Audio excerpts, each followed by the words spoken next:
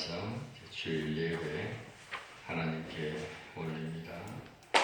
반주에 맞춘 묵도하심으로 예배 시작합니다.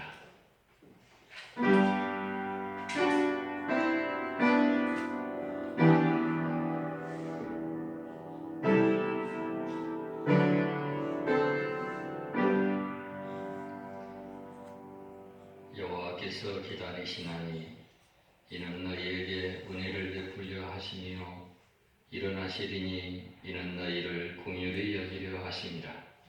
대저 여호와는 정의의 하나님이시라. 그를 기다리는 자마다 복이 있도다. 아멘. 찬송가 40장을 함께 찬송합니다. 40장입니다.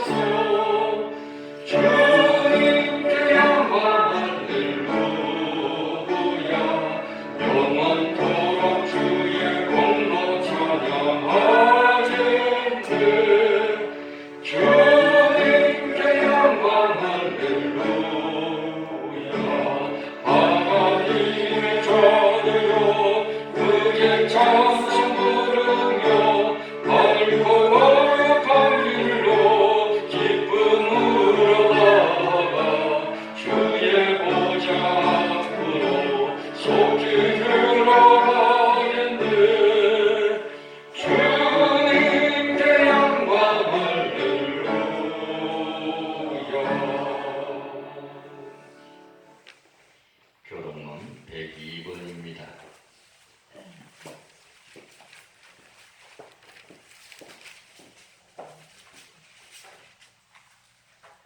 찬송가 뒤에 교독문 102번을 교독합니다.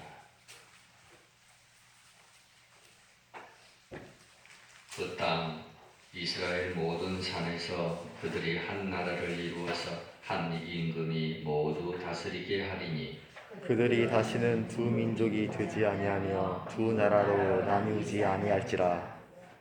그들이 그 우상들과 가증한 물건과 그 모든 죄악으로 더 이상 자신들을 더럽히지 아니하리라.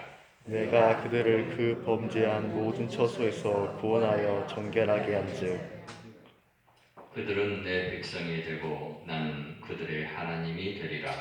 그가 열방 사이에 판단하시며 많은 백성을 판결하시리니 무리가 그들의 칼을 쳐서 보석을 만들고 그들의 창을 쳐서 낫을 만들 것이며 이 나라와 저 나라가 다시는 칼을 들고 서로 치지 아니하며 다시는 전쟁을 연습하지 아니하리라. 내가 에브라임의 병거와 예루살렘의 말을 끊겠고 전쟁하는 활도 끊으리니 그가 이방 사람에게 화평을 전할 것이요 그의 통치는 바다에서 바다까지 이르고 유브라데 강에서 땅 끝까지 이르리라. 보라 형제가 연합하여 동거함이 어찌 그리 선하고 아름다운고 머리에 있는 보배로운 기름이 수염 곧 아론의 수염에 흘러서 그의 옷깃까지 내림 같고 헐몬에 있으리 시온의 산들의 내림 같도다. 거기서 여호와께서 복을 명령하셨나니 곧 영생이로다. 아멘. 아멘. 사도신경으로 신앙을 하나님께 고백합니다. 나는 전능하신 아버지 하나님, 천지의 창조주를 믿습니다. 나는 그의 유일하신 아들, 우리 주 예수 그리스도를 믿습니다. 그는 성령으로 잉태되어 동정녀 마리아에게서 나시고 본디오 빌라도에게 고난을 받아 십자가에 못 박혀 죽으시고 장사된 지 사흘 만에 죽은 자 가운데서 다시 살아나셨으며 하늘에 오르시어 전능하신 아버지 하나님 우편에 앉아 계시다가 거기로부터 살아있는 자와 죽은 자를 심판하러 오십니다. 나는 성령을 믿으며 거룩한 공교회와 성도의 교제와 죄를 용서받는 것과 몸의 부활과 영생을 믿습니다. 아멘. 이제 찬송가 527장 찬송 후에 김인수 장로님께서 기도 인도하시겠습니다. 527장입니다.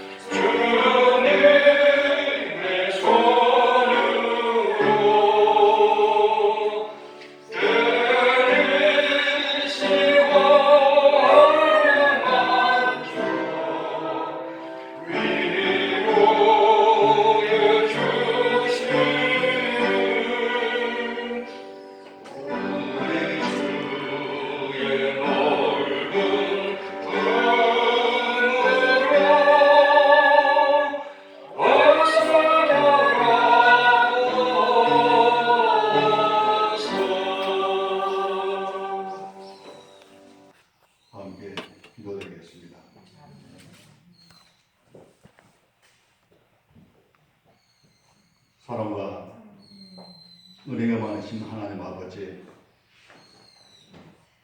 존귀와 영광을 받으시기에 합당하신 주님을 찬양합니다. 사랑의 하나님, 지금 몇 주일째 코로나 바이러스 확산 사태로 인하여서 온전한 예배를 드리지 못하였음을 주님 심히 불쌍히 여겨 주시옵소서. 오늘 이 시간 원성도들이 함께하지 못하지만 마음과 정성을 다해 예배를 드리오니 주님 받아 주시옵소서.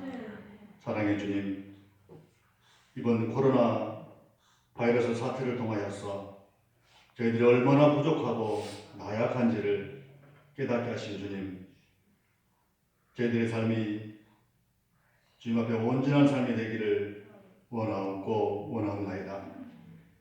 우리가 살고 있는 이 세상이 얼마나 헛되고 무상한 것인지를, 또한 잠깐의 나그네와 같은 삶인 것을 알면서도 불구하고 그 세상 헛된 것에 집착하여 저희들이 지극히 교만했으며 어리석고 우둔한 저희들의 삶이었음을 주님 이 시간 고백합니다.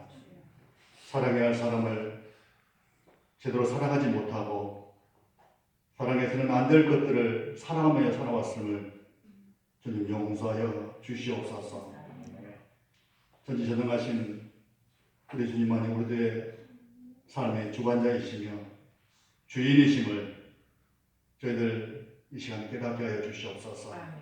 좋으신 우리 하나님, 우리 대학교를 사랑하사 주님 앞에 바로 설 수 있는 우리 대원교가 되게 하여 주시옵소서. 늘 기도와 말씀과 전도의 능력을 주셔서 주님께 칭찬받는 생명력 있는 교회가 되게 하여 주시옵소서. 우리 대학교 학생들 개학이 늦어지고 있지만 주님들 지혜와 지식과 명철함으로 붙들어 주셔서 이 기간 동안 잘 계획하고 준비해서 공부하는데 부족함이 없는 장차 주님께 쓰임받는 학생들로 성장할 수 있도록 주님 인도하여 주시옵소서. 몸이 불안한 성도님도 있습니다. 주님 특별히 붙드시고 함께해 주셔서 치유되고 또한 회복되게 하사 주의 삶을 온전히 살아갈 수 있게 하여 주시옵소서. 이 나라 민족을 사랑하여 주시옵소서.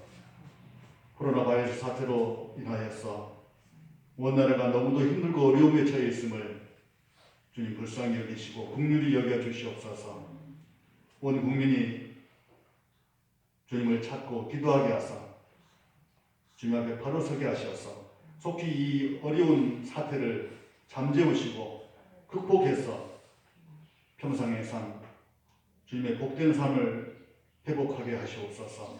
이 시간 말씀 전하신 목사님 지혜와 지식과 능력과 권세를 더하여 주셔서 능력 있게 말씀 전하실 수 있도록 은혜 베풀어 주옵소서. 전하는 이 듣는 이 모두가 은혜 받는 귀한 시간 되게 하여 주옵소서.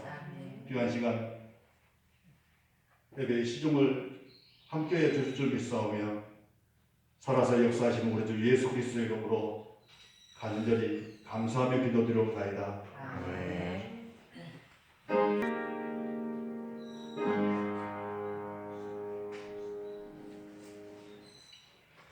구약 성경 미가 4장입니다.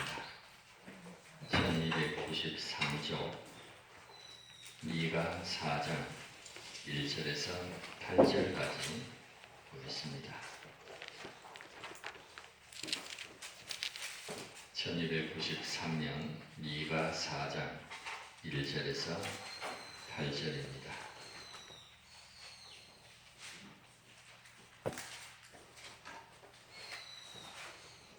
받들어 읽겠습니다. 끝날에 이르러는 여호와의 전의 산이 산들의 꼭대기에 굳게 서며 작은 산들 위에 뛰어나고 민족들이 그리로 몰려갈 것이라. 곧 많은 이방 사람들이 가며 이르기를 오라 우리가 여호와의 산에 올라가서 야곱의 하나님의 전에 이르자. 그가 그의 도를 가지고 우리에게 가르치실 것이니라. 우리가 그의 길로 행하리라 하리니 이는 율법이 시온에서부터 나올 것이요 여호와의 말씀이 예루살렘에서부터 나올 것입니다. 그가 많은 민족들 사이에 이를 심판하시며 먼 곳 강한 이방 사람들을 판결하시리니 무리가 그 칼을 쳐서 보습을 만들고 창을 쳐서 낫을 만들 것이며 이 나라와 저 나라가 다시는 칼을 들고 서로 치지 아니하며 다시는 전쟁을 연습하지 아니하고 각 사람이 자기 포도나무 아래와 자기 무화과나무 아래에 앉을 것이라. 그들을 두렵게 할 자가 없으리니 이는 만군의 여호와의 입이 이같이 말씀하셨습니다. 만민이 각각 자기의 신의 이름을 의지하여 행하되 오직 우리는 우리 하나님 여호와의 이름을 의지하여 영원히 행하리로다. 여호와께서 말씀하시되 그 날에는 내가 저는 자를 모으며 쫓겨난 자와 내가 환난받게 한 자를 모아 발을 저는 자는 남은 백성이 되게 하며 멀리 쫓겨났던 자들이 강한 나라가 되게 하고 나 여호와가 시온산에서 이제부터 영원까지 그들을 다스리리라 하셨나니 너 양떼의 망대요 딸 시온의 산이요 이전 권능 곧 딸 예루살렘의 나라가 내게로 돌아오리라. 아멘. 아멘. 옹보지신이라는 제목으로 오늘 미가 4장 말씀을 보겠습니다. 미가는 북쪽 이스라엘과 남쪽 유대나라 다 같이 하나님 말씀을 저버리고 우상을 섬기면서 또 형제에게는 악을 행했으므로 하나님께서 이방 나라를 통하여 심판하신다 하는 것을 경고하시는 내용이 미가입니다. 이스라엘의 지도자나 백성들이 왜 그렇게 타락해 버렸는지요? 그 큰 이유가 거짓 선지자를 따라갔기 때문입니다. 그러니까 백성의 죄보다는 거짓 지도자의 죄가 훨씬 더 큽니다. 그렇지만은 결과, 멸망은 같습니다. 거짓 선지자나 그를 따르는 자들이나 멸망하기는 같습니다. 이단의 지도자들이 아주 나쁜 사람들이지만은 그들을 따라가는 사람 역시 멸망하기는 마찬가지입니다. 자, 1절을 보십시다. 끝날에 이르다는 여호와의 전의 산이 산들의 꼭대기에 굳게 서며 작은 산들을 위해 뛰어나고 민족들이 그리로 몰려갈 것이라. 구약 시대엔 하나님께서 선지자들을 통하여 계시를 많이 주셨는데요. 완전하게 보여주신 것이 아니라 여러 부분을 통하여 여러 모양으로 보여주셨습니다. 꿈을 통하여 보여주시기도 하고요. 환상을 통해서 보여주시기도 하고 직접 말씀을 주시기도 그렇게 해서 보여주시기도 하셨습니다. 그러나 말일에는 끝날에는 만유의 후사로 오신 예수님을 통하여 보여주셨다는 겁니다. 1절의 말씀은 전부 비유적인 표현입니다. 하나님 전의 산이란 예루살렘 성전을 말씀한 것이지만 신약시대 우리는 성도의 모임이 바로 성전이고 성도의 몸이 곧 성전입니다. 여호와의 전의 산이 산들의 꼭대기에 굳게 선다 하는 말씀은 하나님의 복음 역사가 열국기에 우뚝 서는 것을 말씀한 겁니다. 세계의 당시 강국이었던 로마가 기독교를 말살시키려 얼마나 힘을 들였습니까? 화형도 시키고 믿는 자들은 사자굴에 집어넣기도 했습니다. 그러나 313년에 기독교를 콘스탄티누스 황제에 의해서 인정을 해버립니다. 아니다. 기독교는, 예수교는 말살시켜야 될 종교가 아니다. 인정을 해버린 것입니다. 그 12년 후에 325년에 데오도시우스 황제 때 기독교가 이제는 로마의 국교가 돼야 된다 해가지고 기독교 외에는 로마가 다스리는 나라에서 다른 신을 섬길 수 없다고 국교로까지 선포를 해버렸습니다.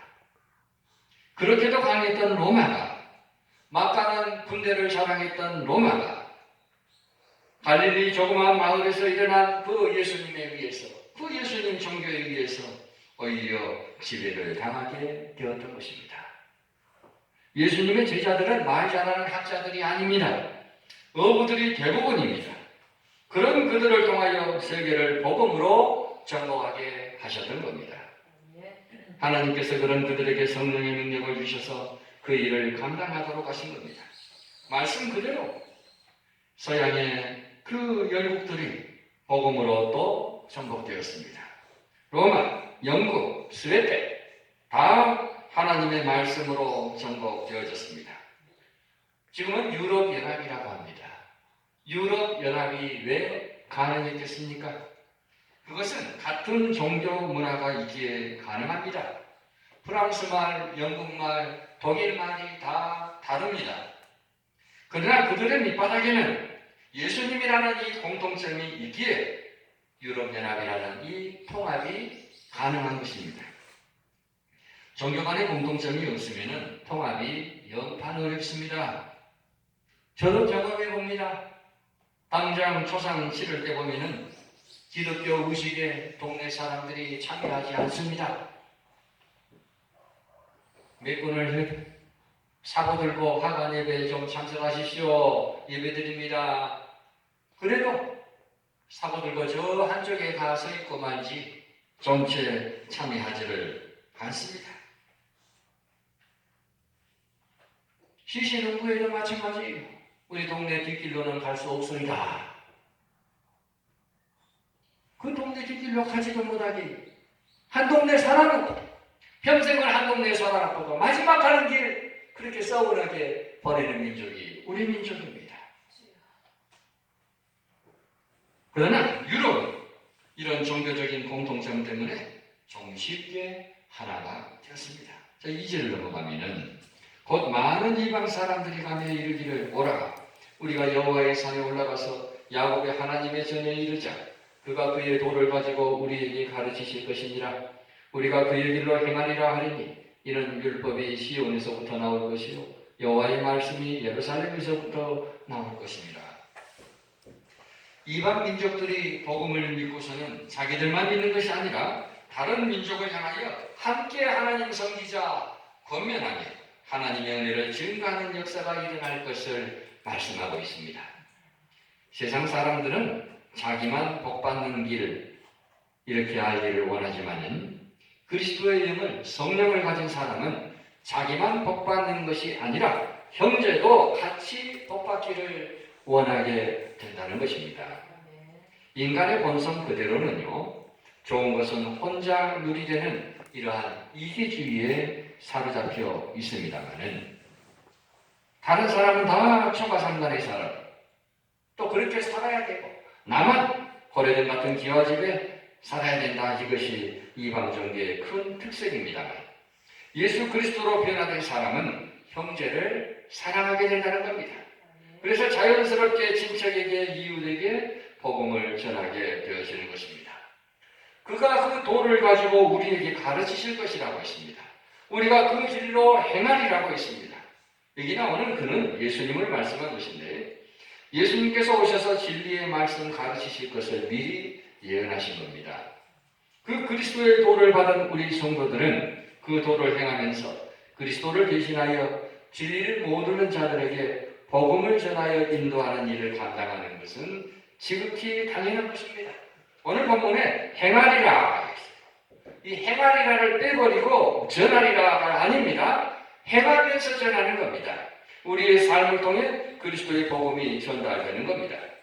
이는 율법이 시온에서부터 나올 것이요 여호와의 말씀이 예루살렘에서부터 나올 것입니다 하는 이 말씀은 구원의 시작이 유대인에게서부터 시작된다. 이 말씀과 같습니다.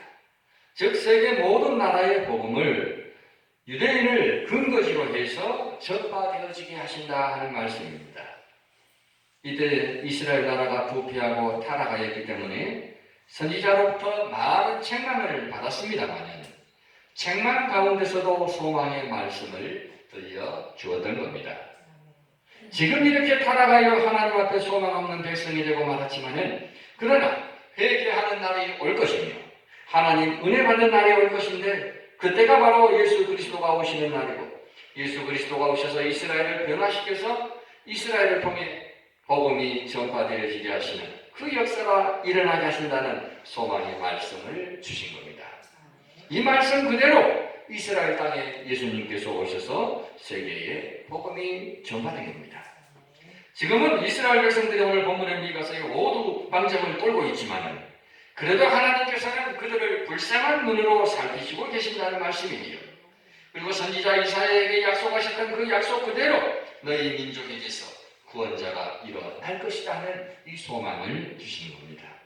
3절 보면은 그가 많은 민족들 사이의 일을 심판하시며 먼 곳 강한 이방 사람을 판결하시리니 무리가 그 칼을 쳐서 보습을 만들고 창을 쳐서 낫을 만들 것이며 이 나라와 저 나라가 다시는 칼을 들고 서로 치지 아니하며 다시는 전쟁을 연습하지 아니하고 예수님께서 오셔서 제일 먼저 외치는 말씀이 회개하라 천국이 가까웠느니라 이것입니다.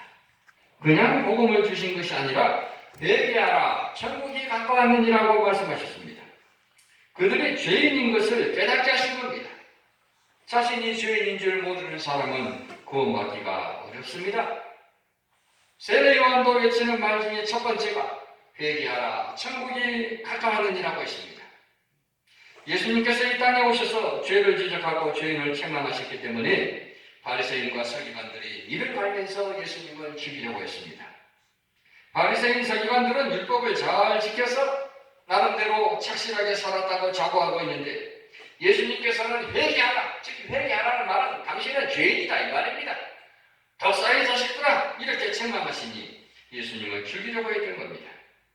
하지만 많은 사람들은 예수님의 책망의 말씀을 듣고 회개했습니다. 주님을 대적하면서 죽이려 했던 사람들은 당시에 지도자 위치에 있었던 사람들입니다. 오늘 본문에 보니까 무리가 그 칼을 쳐서 보석을 만들고 전쟁을 연습하지 아니하고 즉 복음으로 인하여 그들의 생활이 변화되어진다는 말입니다. 남을 해하던 칼과 창을 쳐서 낫을 만들고 삽을 만들어서 생산적인 일을 하는 변화가 일어난다는 말씀입니다. 그렇습니다.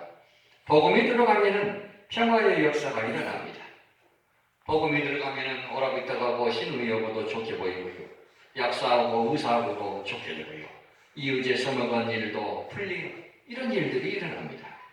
예수님 믿기 전에는 자기를 위해서만 살았지만 예수 그리스도를 구주로 영접한 사람이라면 이제 주님을 위해서 살고 형제를 위해서 사는 것은 당연하기 때문에 칼을 쳐서 보석을 만들고 창을 쳐서 낫을 만든다는 말씀을 하신 겁니다.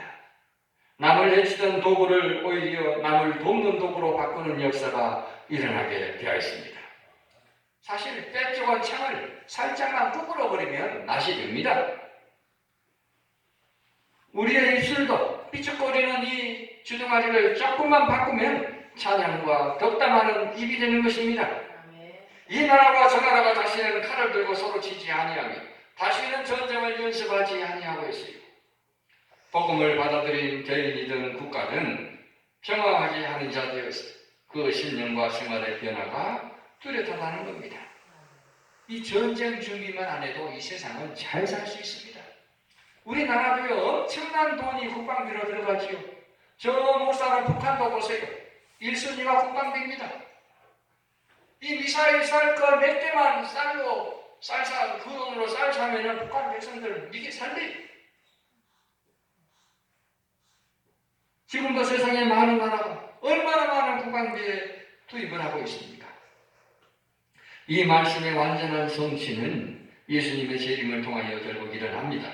하지만 예수님의 재림 전에도 예수님 섬기는 사람들이 많아지면 많아질수록 투쟁이 바뀌어서 돕는 자가 되고 섬기는 자가 되어진다는 겁니다. 그리스도인이라 하면서도 이기주의에 사로잡혀 있고 형제를 섬길 줄 모른다면 아직 믿음이 어리든지 아니면 복음을 제대로 받아들이지 못했다. 이 둘 중에 하나입니다. 하나님, 나의 하나님만이 아닙니다. 예수님께서는 너희는 이렇게 기도하라 하고 친히 이렇게 하라고 가르쳐 주십니다. 그 이렇게 하라는 내용을 잘 뜯어보면 주기도문이잖아요. 하늘에 계신 우리 아버지, 오늘 우리에게 일용할 양식을 주십시오. 우리가 우리에게 잘못한 것을 용서해 주시고 우리 죄를 용서해 주시고 우리를 시험에 빠지지 않게 하시고 다 우리입니다. 4절 보면요. 각 사람이 자기 포도나무 아래와 자기 무화과나무 아래에 앉을 것이라. 그들을 두렵게 할 자가 없으리니 이는 만군의 여호와의 입이 이같이 말씀하셨습니다. 4절 말씀은 유대인들이 아주 이제 평화로울 때를 말합니다. 자기 포도나무 아래, 자기 무화과나무 아래 앉을 수 있는 것도 하나님의 큰 은혜라는 것이에요. 노력의 대가를 얻는 것도 큰 은혜라는 사실입니다. 무화과 농사를 지어서 무화과를 먹으면서, 포도 농사를 지어서 포도를 먹으면서 평화를 누리도록 하나님께서 은혜를 주신다는 겁니다. 수고했으니 수고의 떡을 먹지 못하는 자, 그러나 또 얼마나 많습니까? 노력했지만은 노력의 결과를 거두지 못하는 사람들이 또 세상에는 얼마나 많은지 모릅니다. 수고의 떡을 먹을 수 있고 노력의 대가를 거둘 수 있는 것도 하나님의 은혜라는 사실을 알고 감사할 줄 알아야 된다는 가르침입니다. 이는 만군의 여호와의 입이 이같이 말씀하셨음이라고 했어요. 하나님께서 그렇게 될 것을 보증해 주신다는 뜻입니다. 남의 것을 내 것으로 만든다고 해서 만족하게 되는 것이 아닙니다.